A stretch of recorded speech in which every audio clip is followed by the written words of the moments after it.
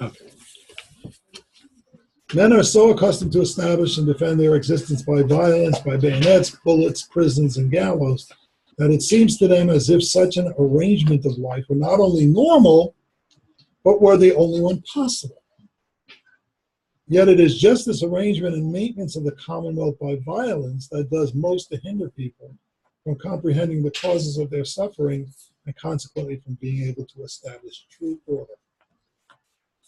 So here, Tolstoy talks about how we've created structures of power which ultimately mask the difficulties that human beings face in life, which are based really on the notion, to my mind, on the notion that in order for me to serve you in any way, there has to be remuneration. There has to be what? Remuneration. You got to pay me. It's got to be quid pro quo. There's something in it for me. And ultimately, it results in me exercising power over the other. And we've created these whole structures where we have governments that are all based on this same notion. We don't get along. The human story is a story of conflict. It's a story of conflict to this very moment, to this very day. Just the way it is. Because human beings cannot serve one another appropriately. At least not the way things are structured currently. It says in the McIntyre quote, it says, "The barbarians are not waiting beyond the frontiers. They have already been governing us for quite some time. And it is our lack of consciousness of this that constitutes part of our predicament. We are waiting not for Godot, but for another doubtless very different Saint Benedict." We'll talk about that. Benedict was this guy who came along to serve, but ultimately people began to serve him. There was a whole turning of the tables at the end. It was quite weird. He would have a man, like a body man, right next to him, and always he would have some kind of a nobleman's kid. And this guy would have to humble himself terribly before Benedict. Now, Benedict, you started out as a servant to the people, but why now is it that you have to be served? And that's what we're waiting for. We think we're getting servants when we're getting people who become masters over us, because they don't know what servanthood is. Contrast that with chapter 9. For unto us a child is born, to us a son is given, and the government will be on his shoulders, and he will be called Wonderful Counselor, Mighty God, Everlasting Father, the Prince of Peace. Of the increase of his government and peace there will be no end. So the nature of service then is not this physical, I'm going to do something and you're going to give me something in return. I'm going to create power structures. Yeah, like our president or our government, our Congress, all these people are there to serve us. That's what they say. But instead what they do is they just lord it over us for the most part. And they have their reasons. They have to make the decision, blah, blah, blah. But many times it's just too much self-service in the way our governments are structured. And I'm not trying to be too critical of American government. We have a lot of freedom in this country. Are we truly free? I'm not sure. What about the police brutality? Well, that's just a sign of one of the problems that's endemic to any human system. When people are given power, ultimately they abuse it. And not everybody in this country is free. There are some groups, minority groups and others, that don't experience freedom the way everybody else does. And that's a reality. And it's all due to the fact that we have created these power structures that impede our ability to serve one another fully. Yes, sir. When I grew up in the 40s and 50s, there was no police brutality. Everybody respected the police, and the police served the people. Yeah. It changed when the people stopped respecting the police. Well, I Then think they started defending so, themselves. Bill, I don't want to get sidetracked with that, but I would argue that it's a little more complicated than that. I don't think it's simply that people started disrespecting the police. I think there was some degradation of the relationship on both sides, and that has resulted in what we see today. That's that's true, yeah, documentable. It I has to mean, be both sides. both sides have to, and I think, people, police departments are really trying to effort in their direction. They really are. They're making every effort they can. The problem, again, is not in the people as much as the structure. We've created these structures in which, people have power over one another and exert that power. We see it. We're seeing it everywhere in our governments and the way in which people interact and so on. So, What do you think it's because of the entry of sin into our world at the time of creation? Yeah. Because now it's caused us to sort of want to remove God, who is the all-powerful God, out of the way. With God, everything else and everything under the earth, and on the earth, and the seas, become of service to God. But then because of our faults, because of the sins we have acquired, because of our disobedience to God, we try to gain that status of having people serve us instead. Yeah. So that sort of levelness of what would be the outcome of just serving our Creator, it's caused a lot of confusion. Yeah. So it's you I would serve me, agree I with serve all of you. those things, and as we've discovered about all of these disciplines, when we get the underlying problem under them, they all go back to the creation. Everything we talked about, all relationships being disrupted at that time, and because of our relationship between one another being disrupted, we created these power structures that don't serve, but exert power one over another. So let's take a look at this quotation I put on your page 17. I don't know if there's page 1, 2, 3. Is that how that? 1, 2, 3. Yeah, Yes. that's how. Sorry, that's how. But, okay, but it's the quote from Luke 22. Very familiar quote. I quote this many times. And by the way, this actually happened at the Last Supper at the Pesach, basically. And one of the reasons it arose is because they were all thinking the next day Messiah Yeshua was going to become king of Israel, and they were wondering about their own position as part of that kingdom. After all, they had been with him for the last 3 years or whatever it had been, and now he was going to be king. That meant something for them. Just like what happens in our own political campaigns, where people are all these Klingons onto the candidate, all thinking they're going to get a job in the administration, right? So here it says, and there arose a dispute among them as to which one of them was to be regarded as the greatest. Can you imagine that conversation? Extraordinary. And he said to them, the kings of the Gentiles lord it over them, and those who have authority over them are called benefactors. He's being snarky there. But it's not this way with you. But the one who is the greatest among you must become like the youngest, and the leader like the servant. For who is greater, the one who reclines at the table or the one who serves? Is it not the one who reclines at the table? But I am among you as the one who serves. Immediately following this, the Messiah Yeshua stripped off his garments, got a bowl of water and a towel, and walked around the table cleaning the feet of every one of his disciples. Now, people, I want you to take a moment of meditation and conceive of this moment and who Yeshua really is. And think about him washing your dirty feet. I would be like Peter. Oh, no way. No way. I could allow. To think of the Lord of the universe, the creator of all things, stooping to that level for my sake.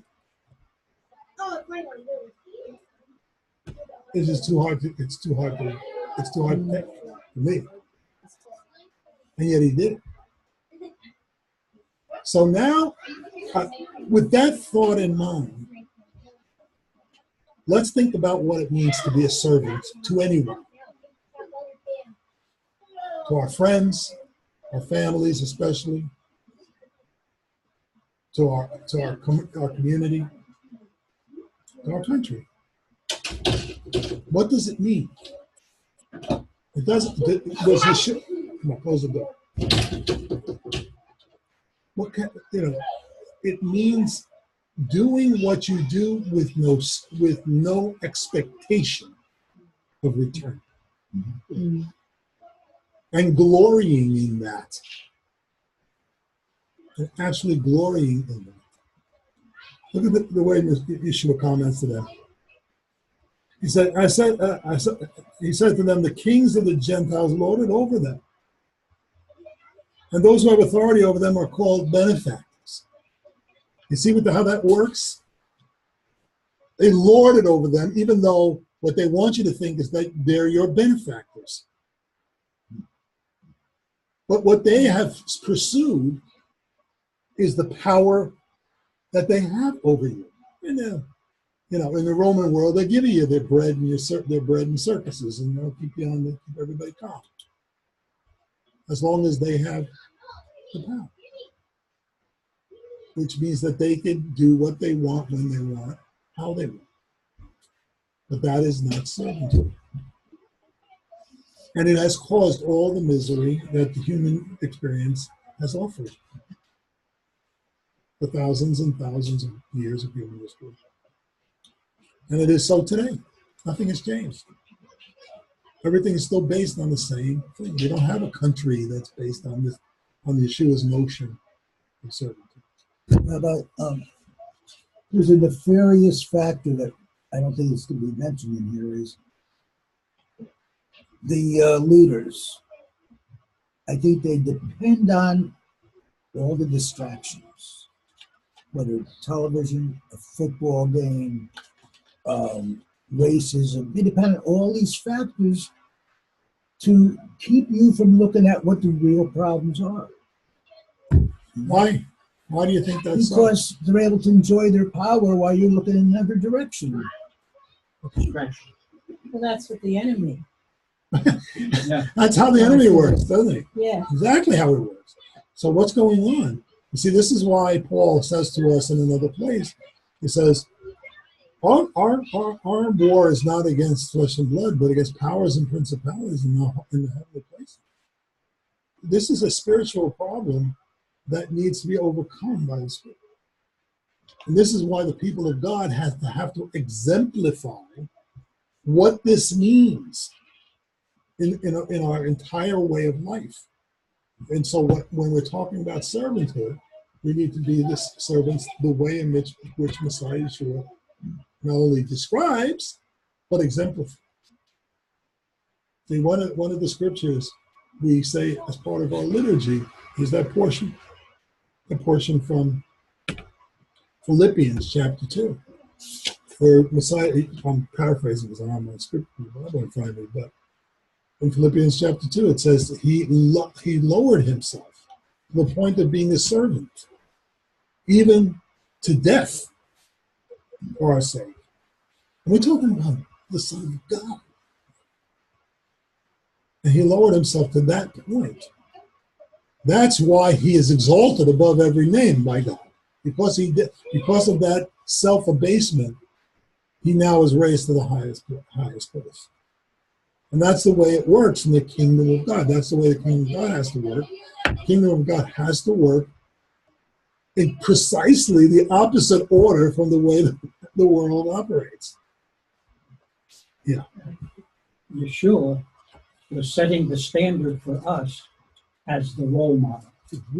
Exactly. That's the way I see it, Yeah, right. Listen, this is, by the way, when we get to leadership next time, whenever we get to leadership, I don't know if we'll get through this today, but we're going to talk about what leaders are expected to do. And why would a leader expect anybody to follow him if he wasn't willing to do it himself? You know? So that's why Yeshua did everything and then said, you do what I do. That's the way it's supposed to work. So he becomes our example. So be prepared, people. If you want to be a disciple of Messiah Yeshua, then you have to be willing to do what he was willing to do and do it the way he did it. See, that's why Yeshua said, you know, he goes into a whole discourse about how difficult it is to be a disciple, really. Son of Man has nowhere to lay his head. Yeah. And they did mention Philippians 2, whereby I think Paul was encouraging them to imitate Christ, look at me and see that Precisely. in me I have imitated Christ to the end or until this point. Yeah. And should I be that same, you can imitate me. Mm-hmm. See that because I am imitating Christ. Right. That was the exhortation. He was exhorting them to a service and humility, which was exemplified by the Messiah. So that's the attitude. So you see how different it is from what reasonable, normal human expectation is about these kinds of things. So with that theory in mind, we want to go to the practical ends of this thing. What do we need? What do each of you and me? What do we need to be doing in order to be servants for the sake of Messiah Yeshua? Right? Okay, so I have this portion from Acts chapter 6. Now this is a portion, now just to give you a little background. So the early Messianic community is forming. In Jerusalem, there were a number of different sub-communities within the community of the faithful in those early days. So you had Sabras, Palestinian Jews, we use that term, even though I don't like it, but, Judeans and those from within the province of Judea in those days, who are native to the land.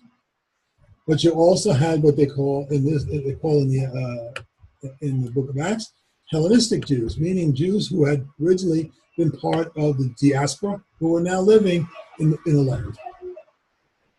So you had these two groups of people. And guess what? They didn't get along all the time. It was an issue. Boy, isn't that wonderful? So these are issues that start all the way at the very beginning of the community. These are believers. These are all believers. But there are some issues, all right? So it says now in verse Acts 6, chapter 6, verse 1, it says, now at this time, while the disciples were increasing in number, a complaint arose on the part of the Hellenistic Jews against the native Hebrews, because their widows were being overlooked in the daily serving of food. So the 12 summoned the congregation of disciples and said, it is not desirable for us to neglect the word of God in order to serve tables. Therefore, brethren, let us select among you 7 men of good reputation, full of the Spirit and of wisdom, whom we may put in charge of this task. But we will devote ourselves to prayer and to the ministry of the word. The statement found approval with the whole congregation. They chose Stephen, a man full of faith and of the Holy Spirit, and Philip, Prochorus, Nicanor, Timon, Parmenas, and Nicholas, a proselyte from Antioch. And these they brought before the apostles, and after praying, they laid hands on them. Now, I want you to know that most of those guys, based on their names, are probably Hellenistic, just by virtue of the names. The names are Greek. Yeah. What I find interesting about this is the complaint of the Hellenistic Jews. Yeah. Was to create a distraction from the ministry of the word, which was revealed. Well, that's the decision that the apostles made. Yeah. They didn't want to have to do But it. it would have been a distraction if they'd have done something about it themselves. But the other thing is, it raises a question. Why didn't the Hellenistic Jews do something for their own widows? Why did they expect somebody else to do it? All right. Well, number one, they were probably a minority, probably a small remember how things had gone on in chapter 5. Everybody was bringing their stuff, their resources, and laying it at the foot of the apostles, and they were giving to all as they had need. Remember, though, that was the statement. So they were living in common at the time. So they were dependent on the distribution end. Everybody gave.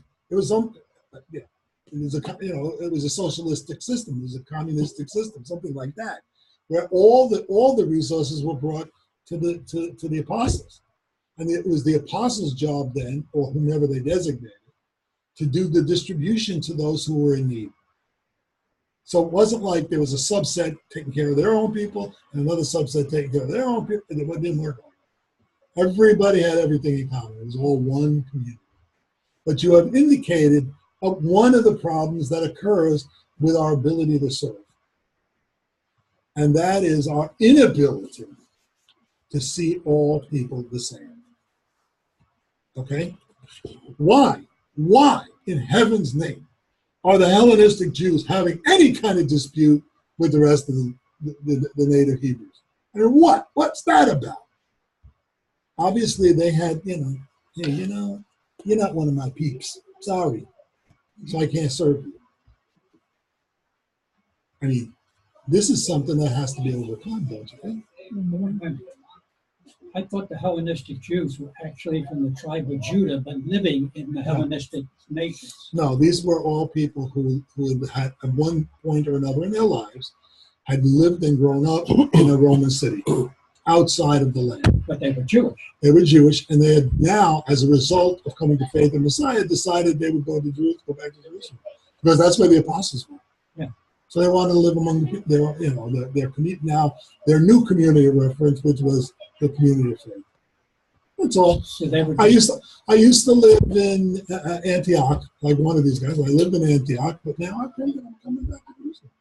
So you're saying that they were discriminated against because they came from another location. Exactly. Okay, I didn't understand. Yeah.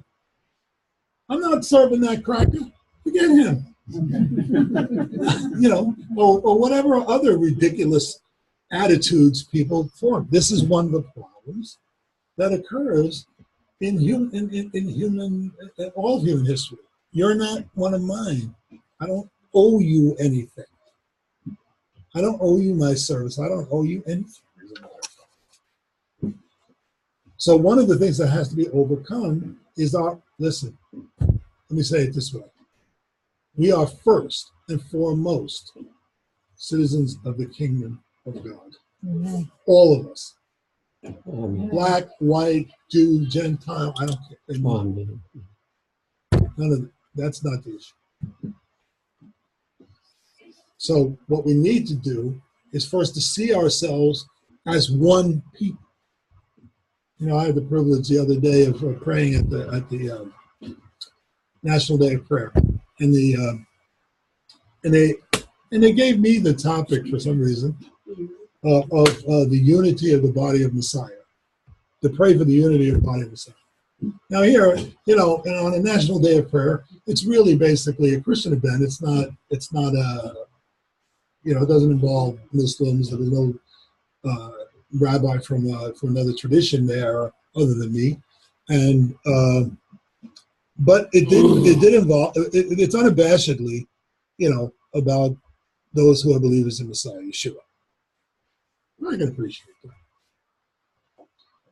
And they asked me to pray for the body of Messiah, and I got up and I tried to communicate was if there's any hope for unity in America or the world, it has to start with the people of God. Mm-hmm. And without us seeing ourselves as one people of God, we can never accomplish for the world to be an example, a light to the world of what unity might actually look like if they could see it. Okay? So, question. Genesis says he made mankind in his own image. Right. So we're all made in the image of God. Every human That soul. means we are all brothers and sisters. Yeah, and that's right. And that's why Yeshua said, pray for your enemies. Right. Because they're our brothers and sisters, And they're even made though in the they hate us. image, they're made in the image of God. And, Yeah, and we're all one family. right. It's the value of human life is one of the highest values, of course, in Scripture. And we, human beings, according to their own history and the way they create power structures, make human life very cheap. But here, again, in this, let's just break down this little problem into its component parts a little bit so we can avoid the issues. So the first thing is they make a distinction among themselves about who deserves what and who doesn't. You know, so obviously, that the Hellenistic Jews were saying that their widows were somehow being overlooked in the daily distribution of food. Why? Again, I think it has to do with the fact that when you put people in charge, they think they're in charge instead of servants. So they get to decide who gets and who doesn't get instead of making sure that the maximum number of people are served. And that's the way it has to be. So the minute we start making distinctions between who's deserving and who is not, we've already fallen into the first trap. That's a power trap. I get to decide, oh, you're worthy, but you're not. I'm sorry. I like you, but I don't like you. Oh, you're not really my kind. I can't do it. You're not hip enough. You're not smart enough. You're not together enough. And if you Messiah Yeshua didn't make any of those distinctions. So I think if you delve more in God's word, the Bible, it talks about the mind, training the mind and the discipline. We're talking about spiritual disciplines, right. how it helps us to be subjected under. Yeah, well, it's about the submission of our mind. Yes.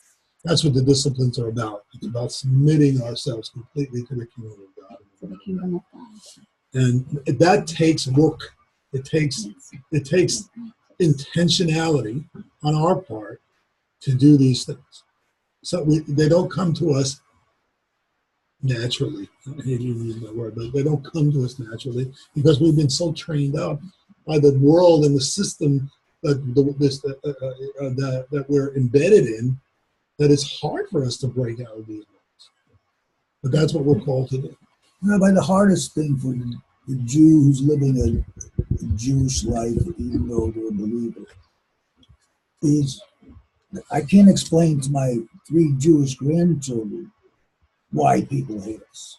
I mean, it's just, but the thing is, we could be servants and still, I'll say with a Catholic mentality, be hated and subjected to some real vicious stuff. Historically, it's just, from the Pope down, it's just been horrible. Well, it is true that Messiah Yeshua as a servant was despised. Yeah, but I'm not, if I said to my kids, look, I understand we're lazy, we're stupid. No, we're the educated, we're the intelligentsia, and these people still hate us. Well, that's another spiritual problem, which is not necessarily directly related to what we're discussing. I mean, anti-Semitism is a subject unto itself, and is a very deep spiritual problem that transcends the Jewish people, as Dr. Mori himself stated earlier. Catholicism really is the closest to Judaism, probably the Christian side. Well, no, actually, they're coming from two different. Well, just from going, I went to Mass as a kid, and it seems like well, you're talking about liturgy. Mm-hmm. So what you're seeing is just a liturgical structure. That is there's a similarity in the fact that Catholics tell a story, Jews tell a story in their services. Different stories, though. Definitely different stories. Okay. But getting back to our subject, well, Teresa, you had a remark.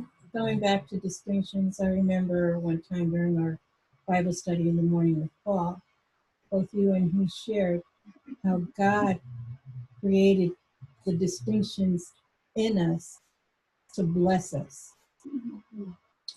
And if we can Yeah. embrace Yes, each other's Another- distinctions, yeah. Correct. That is correct. And that's another subject too.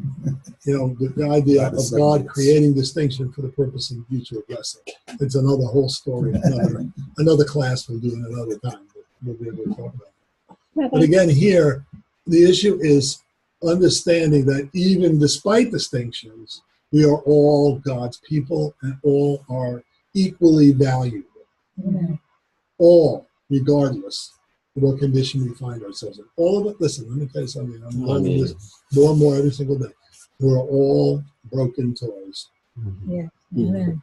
All need fixing. Mhm. and So just pick your poison. All right?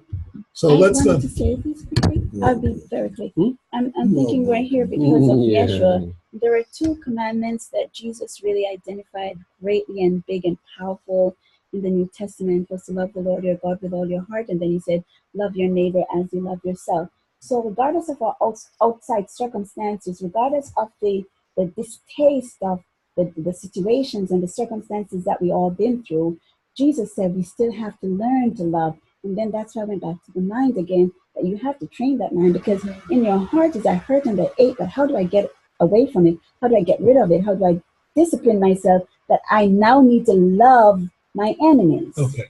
And service is one of those ways, one of those disciplines. So let's break this down further. All right. So it says, so the 12 summoned everybody, and they said, look, here's what we're going to do. We're going to select among 7 men of good reputation, full of the Spirit and of wisdom. So here we see the indication that servanthood, these are the first two requirements of servanthood, not smarts. Okay, because this wisdom, this chokmah, which is probably the word they used, is not knowledge. There's a different word for that, not da'at. Okay, in Hebrew, it's chokmah is not that. Chokmah is that, skill with what you know, tempered by and first filled with the Spirit, so that the Spirit can operate in that chokmah to produce good results. This is why people who are servants have to be spiritually mature people. You don't make a newcomer a servant. Not a servant who is going to be in a position of like these guys are going to be in, where people's lives are going to be. So he says, and so on. So they select these men, Stephen, and so on and so forth. So the idea here is that this is another one of these, that servanthood is a spiritual issue. It's not just saying, okay, I'm going to do this, I'm going to do that. I'll tell you a story. When I first became a believer, so I had a degree in computer science. I was a manager at the, computer center and people working for me and all. I thought I was a really smart guy. I really wasn't. But anyway, I became a believer, and and Sam Nadler, who some of you know, was my mentor, and I began to attend his congregation in New York, and after a little while, I said to him, I'd like to serve the congregation, somehow. Because that's what I thought I'd be, I'd be some kind of a mocker, and I'd made a lot of money then, I could just get good money and blah, blah, blah, and, So I said, so tell me, how can I help out? Thinking he's going to give me some very important, thing. So he said to me, I could really use some help. I want you to come a half an hour early and set up the chairs, okay? And I'm like, are you kidding me? You ought to be out of your mind. You know, I didn't spend all this money on my education for this. You know, that's what I'm thinking in my head. You know, I would never say it. But instead, I said, something in me said, say yes. So I said, okay. And so every week I would come early and I'd set up the chairs. And then when the service was over, I would break all the chairs down, put them away. And I did that for a long time. And looking back, I realized what God was doing. He was just saying, this is how I train myself. If you're faithful in a little thing, I'll give you more. This is how it works. Nobody starts at the top in the kingdom of heaven, not even the Messiah. So I learned, and it's a great lesson. So what we need to learn how to do is to humble ourselves, to do what the Lord asks us to do without giving him a hard time about it. When God opens a door in your life, you walk through it. And that's it. And you do it for everybody the same. I set up all those chairs. I did not know who was going to sit in there. It's as simple as that. So that's the first thing we have to learn. That we have to learn that it is a spiritual matter, and that you have to submit your servanthood to the Spirit of God. Okay? All right. Wait, 15 more minutes, people. We're going to break. I know it's been a long day today.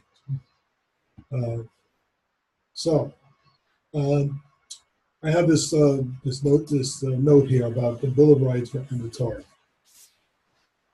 So compare the Bill of Rights with its tone and emphasis to another set of 10, the 10 Commandments. Both share the qualities of being laws concerned with human welfare, but the similarities stop there. Rather than speaking the language of freedom of the individual and the rights of each person, the 10 Commandments address our obligations to those outside of ourselves. Think about it. What the Bill of Rights are? What's mine? What's mine? Now, I happen to think the Bill of Rights is one of the most glorious documents on the planet, but it is about me. let's face it, right? It is about us because we have inalienable rights, some of which, one or two of them need to be.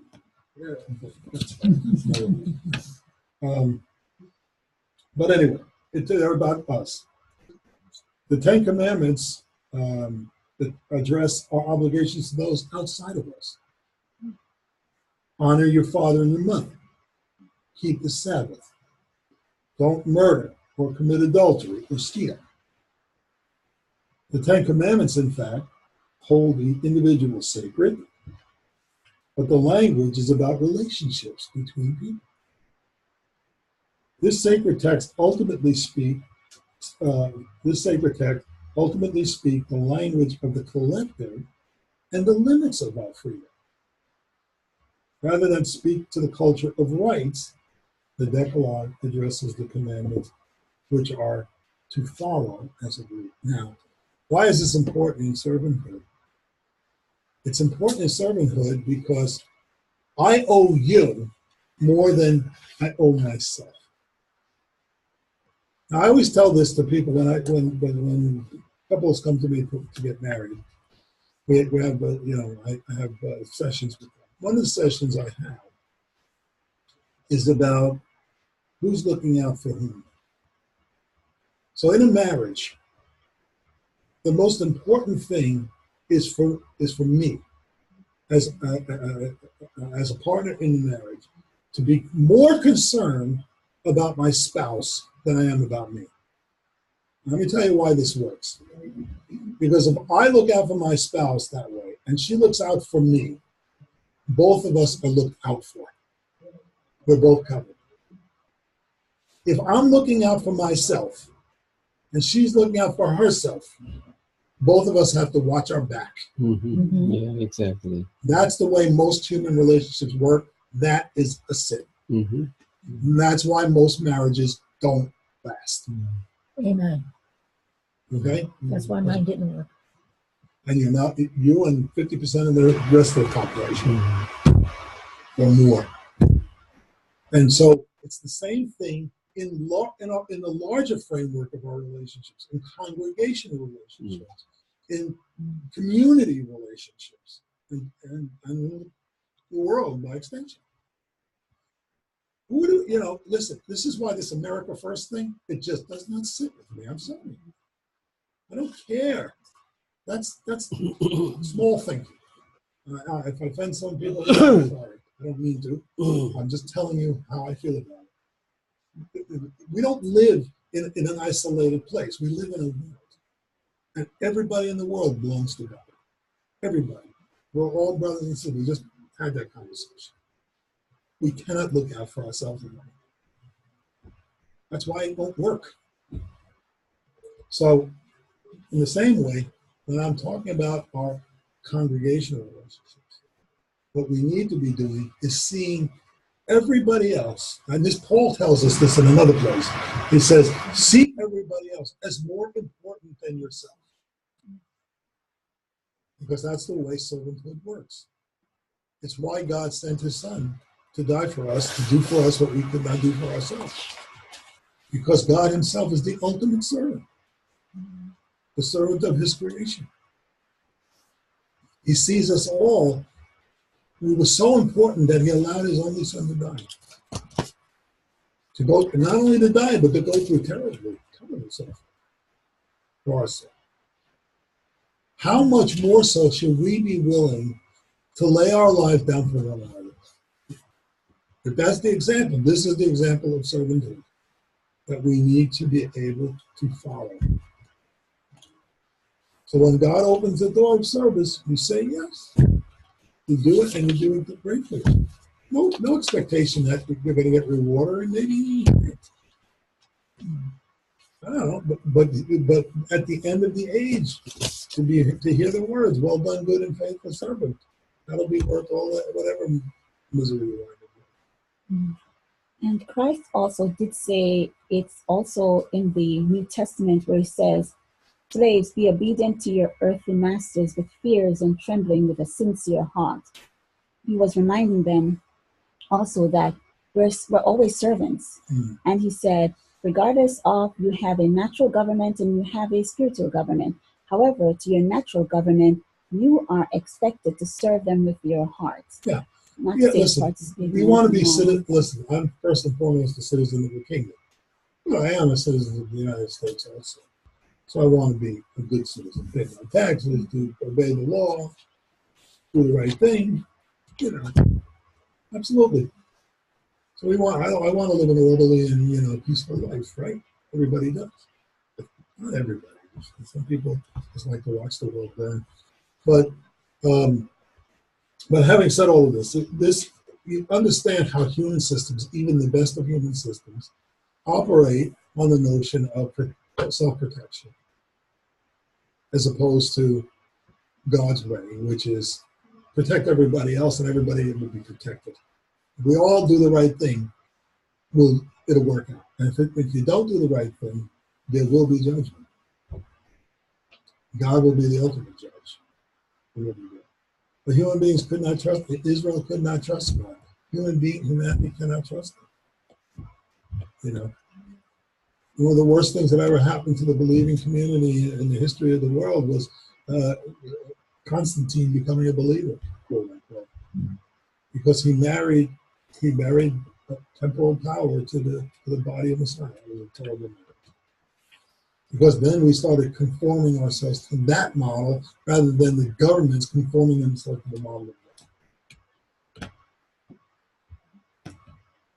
So God's word never goes back to him void, because he says that of Christ's kingdom there will be of no end. So yes, that's what we're working. That will happen. Right now, we do not see the kingdom in its fullness. When we see it in its fullness, don't worry about it. Then it'll be faithful. He did what he could to separate Jew from Christians. He did everything in his power to separate you. Even Oh, Constantine? Constantine. Yeah, well, he had other motivations. He had political motivations. Oh, yeah. This is the problem. Okay. So let's get into some more of the practical here before we end. So serving or being served? This is my question. So now with all of this background, all this lovely philosophical junk I just threw at you, we have to get to the part, right? So how do you see your role in congregational life? Is your participation in congregational life one of being a consumer? Think about that term. Being a consumer. What is a consumer in your mind? Being somebody that utilizes certain resources there for you. Mm-hmm. A consumer. I'm thinking in our terminology today, a consumer would be like, well, I use gas, I use electricity, I eat foods. Okay. A consumer. So let's think about how consumers operate. So you go to a particular store and you like the product, you like the service. You go to another store and you don't like the service there. Maybe it's the same product, but you don't like the service there. What do? You go back to the first one. Mm-hmm. That's all you do. Now I want you to translate that into the congregational life in this day and age. It's the same. You go to the church, you don't like something, you just go find another church. You go find some other congregation to attend, right? Mm-hmm. And so that's the mentality to it. I think somewhere somebody did a study of this, and I think it's like the average stay for a family at a congregation is like 2.5 years. Because within that 2.5 year time frame on average, when you take the whole country into consideration, people find something they don't like or whatever, and they decide, I go down to the place down the street. Now, Messianic Judaism, it's a little harder to do that, because if you decide you don't like it here, you're going to have to drive all the way to Hartford to go another. Okay. So, maybe that, I mean, and you won't get any satisfaction from that, because me and my boy up there have a deal. Okay. If he knows you're unhappy here, he knows you're going to be unhappy there. You'll see. Okay. So, and we're going to have dinner tonight and discuss it again. so the whole thing is, are you a consumer? Is that how you see yourself in relation to the communities, to this community? Well, let's talk about our own community specifically. Or you're just coming here to get something? Is that all you're doing? In part, yeah. Well, everybody's trying to get something. I mean, it's not an entirely one-way street. If you're not receiving anything here, then clearly this is not the place for it. That would be true. But if that's the only reason you're coming, the only reason you're coming is because, I think I can get a little something. But eventually, you're going to have gotten what you came for, and then it's over. But is that the way the kingdom of God is supposed to work? This is the point of making the consumer point of view of it. If you're a consumer, you'll likely be more critical of it, of what you're consuming, because you're doing it because it's about you. It's not about the community. If you think that too often the congregation fails to meet your needs, in what areas might it be failing? Right now, I've been a congregational leader for almost 30 years, so I've heard everything, people. Everything. Okay? And people come and complain about lots of things. So, the Hebrew's too much. I don't like the way your website looks. You need to keep the building cleaner, whatever. All these things. Liturgy. I don't like liturgy too much. Service is too long. When I get a lot. I don't have time. All you ever do is ask for money, which is not true anyway. But Anyway, I just listed a couple of complaints. I could go on and on and on and on. But are these the reasons that we come, that we do something? When we're part of the kingdom of God, are these the objectives? You see? So if one is called to a particular community, am I called to that community to serve that community or simply to get something out of it? Because once I get what I want out of it, then I'll go to the next place and I'll get something out. Believe me, I met lots of folks that they come here because, you know, maybe if they're not Jewish and they come here, they get a little zets, you know, from learning a lot about Jewish stuff. Then once they get the little zets, then boom, you know, okay, enough of that. Let me go off to do whatever else. That's not serving God's purposes for the community. I mean, my community is a relationship. You know, you come here, you're part of the congregation, you have a relationship with the congregation. So if you have a relationship with the congregation, it's a give and take. It's like any relationship. You give, and everything's not going to satisfy you. Everything's not going to meet your need. You come and you want to serve the congregation in general. And in doing that, your needs are being met. Not every one of them, but some of your needs will be met. Yeah. If you just come here because you want to, you know, get some kind of thrill out of it, or, you know, you're looking for some particular thing and that's all you want, you're going to be here for a short time and you'll find a lot of that's it. So when we're talking about servanthood, we have to realize first, like Dr. Morgan again, he said, you know, God, there's a plan here. And we're part of a big thing, of God's kingdom. And so we all have a role in that kingdom. And what we want to do in our relationship with the community, like Simchat or wherever else you might wind up, is to become part of that community's vision and how they are going to help to fulfill the Great Commission, or what I would call God's plan of salvation, which is a big thing, which involves restoration of all things and so on, and many, many things. We have a part to play in it. I think we have a vital part to play. I think the Messianic community is the most important cog in this wheel, you know, the little piece that's going to bind everything together. And but the body of Messiah has to get on board with that, which I'm very resistant to.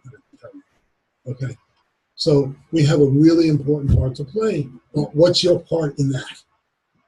Now, your part may be like mine was at the beginning, you know, setting up the chairs. You know what I mean?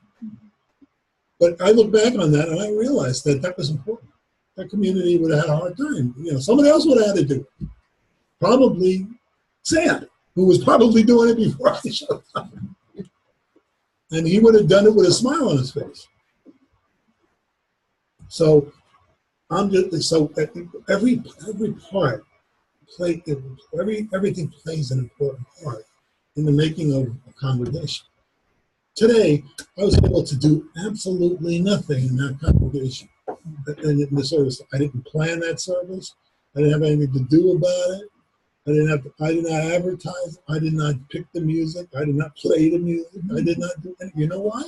Because others have taken up their role. Be careful, that could become an addiction.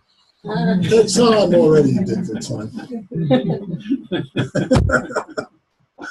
You know, but it's glorious to see. I was just feeling today because it was a really wonderful service. I didn't have anything to do with it, and I was able to just sit there and pray and be a part of it and just enjoy what was happening, because others have taken on the role of servanthood in their various ways, all of which make up, and there's a lot that goes into it. You know, musicians and the kids behind the booth, and they were live streaming that thing and all kinds of stuff, which I know they do. It reminds me of Jesus Christ too, with the apostles. Before, when Jesus was educating, Yeshua was educating the apostles, and he was about to leave. He did tell them there are things that they will have to. It's like passing a baton onto a person in a race. Jesus was doing that with the apostles. And he actually delegated that to each one of us too. That Again, would you like some water? So Dr. Morgan said, how many disciples have you made? Remember that? That's one of the questions. Everybody has to be involved in that. We're all, to be a Talmid means to be a learner and a teacher. Talmid comes from the root word lamad, which means to learn. So Talmid is one who is actively learning or actively teaching.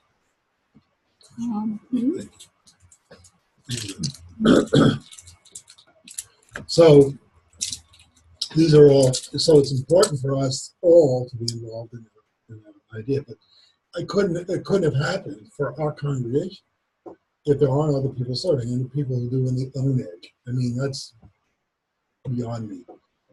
I never have anything to do with that. And yet every week we have this lovely luncheon that people get to participate in because everybody took it. Thank you. So, everybody has to pitch in. It takes a lot to make this congregation go. And unfortunately, we very often suffer from the old 80-20 rule, where 20% of people do 80% of the work. And so anyone who wants to serve, by all means, just ask me, So we all need that. Okay. So on the other hand, if our role in the congregation is one of servant, we'll look to find ways to make any or all of these things better. I just recently got a complaint about something. About what? About the service. Again, somebody complaining about the service. And I'm like, so why didn't you say something so I can change it? Or if it warrants change, because listen, here's the deal. If I interviewed every one of you individually about the service and tried to implement every one of the things you would rather see, I'd drive myself insane. Right?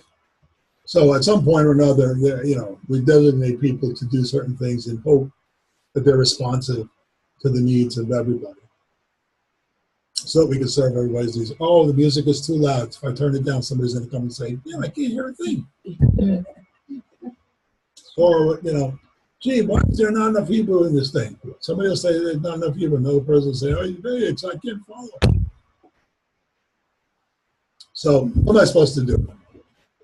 If I responded to everybody's, tweak, believe me, you don't want to see the service that I want in there.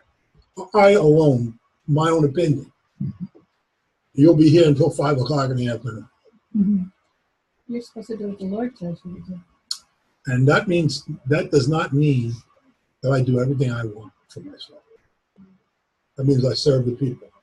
Mm-hmm. And I do my best to balance the demands that are for everybody. That's how I try. That's at least how I interpret that to be. You don't want my service in there. You don't know that. What? You don't know that. Maybe you should try it one day. Nah. I'll be in there by myself with 3 of my close friends. We'll be davening. You won't don't want to try it. Okay, I'll set up a davening, evening thing. And we'll daven. What is that? That means real traditional Jewish prayer. I love that. With people who know what they're doing. Well, for those of us who are still we only have little elements of it in our service. Because I want the service to be a communal, everybody participating. And we're more contemporary. Wonderful. We're more contemporary. That would be wonderful. You only think so. Don't worry about it. Anyway, here we go. This is the point. So now, you know what I'm saying? So you're not going to know until you try it. Believe me. I already. Kelly and I are waiting for you. All right, so I'll get 3. Okay. Okay, last question. How will I serve? How are you going to serve? Okay. So I introduced two Jewish terms here: tzedakah and gimilut chasadim. So they encompass a whole range of ways in which we can serve the community of faith and the community beyond it. Okay. So tzedakah, often you see this word translated charity. Yet it comes from the word which means righteous. Tzaddik is a righteous person. So it means something more than charity. Charity is this notion to give. We're giving to something away to some lesser person. From rich to poor. And while that's a good thing, what God is concerned about is that which is righteous. So that our giving is part of the package of our righteousness. You understand? So there's a completely different mindset in the notion of tzedakah than there is, or at least at its root, than the idea of charity. That we are doing with our substance, our money, our wealth, our possessions, that which is right. See, charity is based on how charitable I'm feeling. So we got wealthy people, and they're going to give away. The guy's a billionaire, and he's going to give $100,000 to a charity. Mazel tov. I mean, what? That's not giving.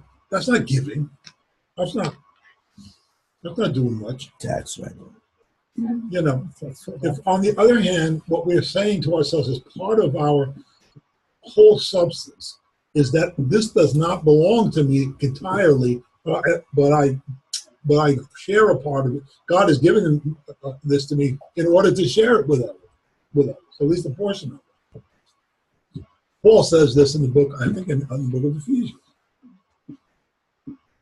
that we're given, he says work, so you can have something to share with others.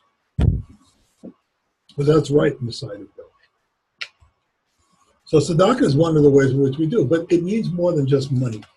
To me, tzedakah is giving of one's substance, of oneself, to others, being willing to do that, share oneself with other people.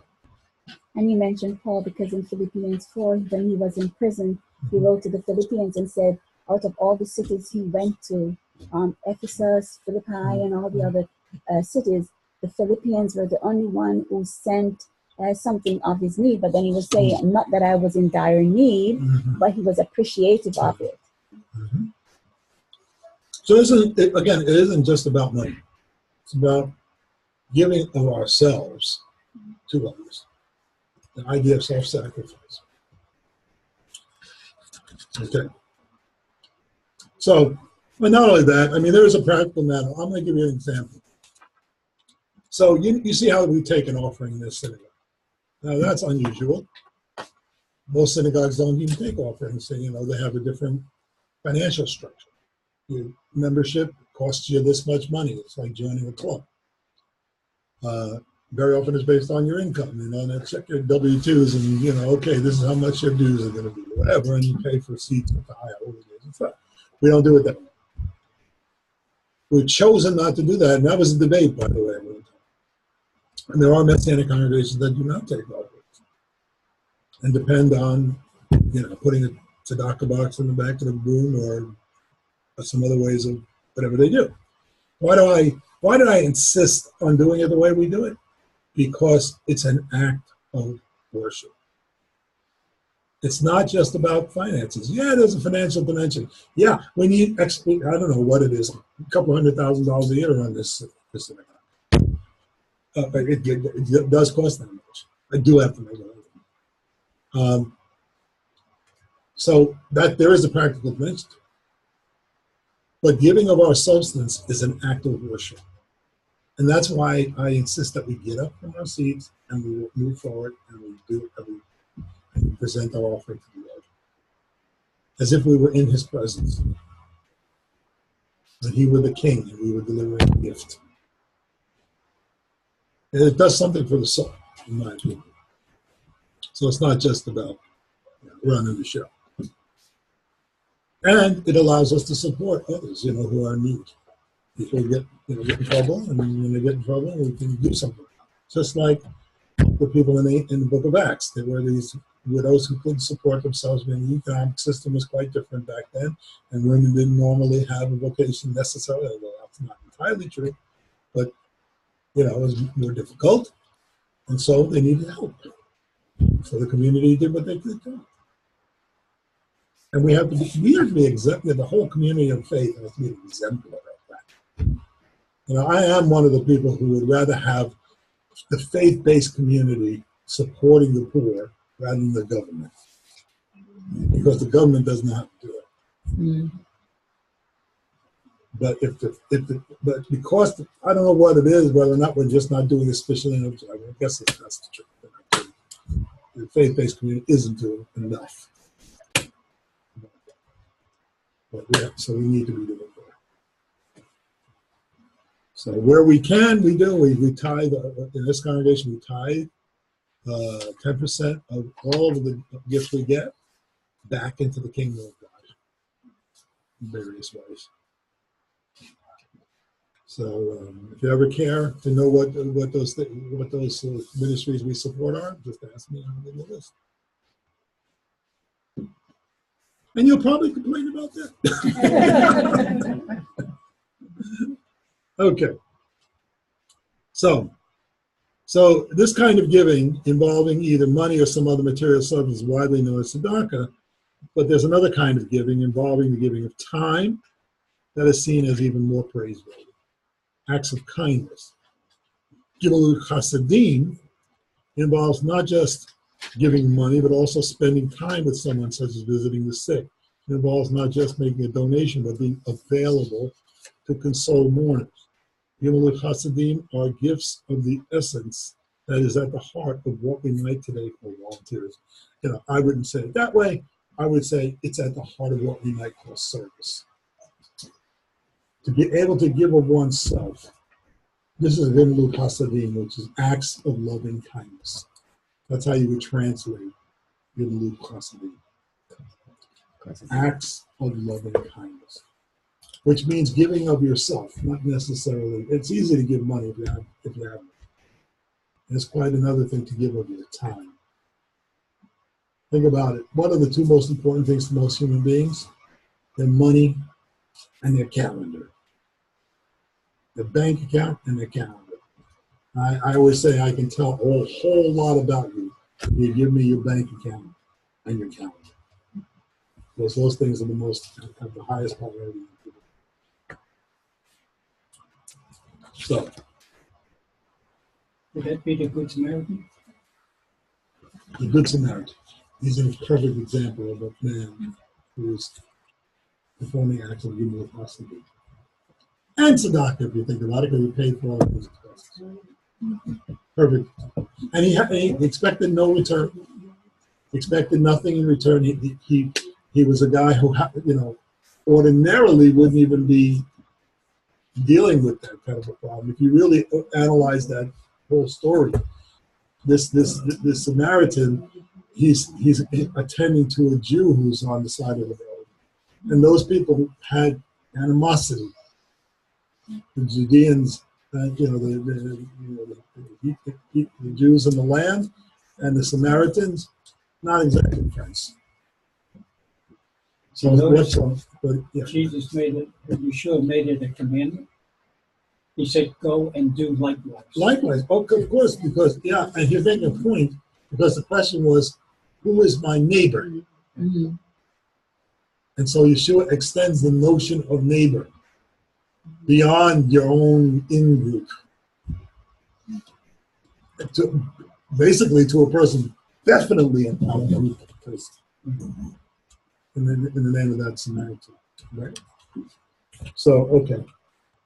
No, it's 4 o'clock. We're going to stop right here.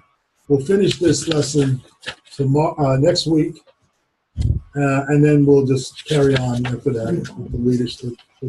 So thank you, everybody. Thank you. It was a crazy Thank day. you. Sorry, guys out there. We had a little technical difficulty here beyond my control. I wanted to say something quickly because I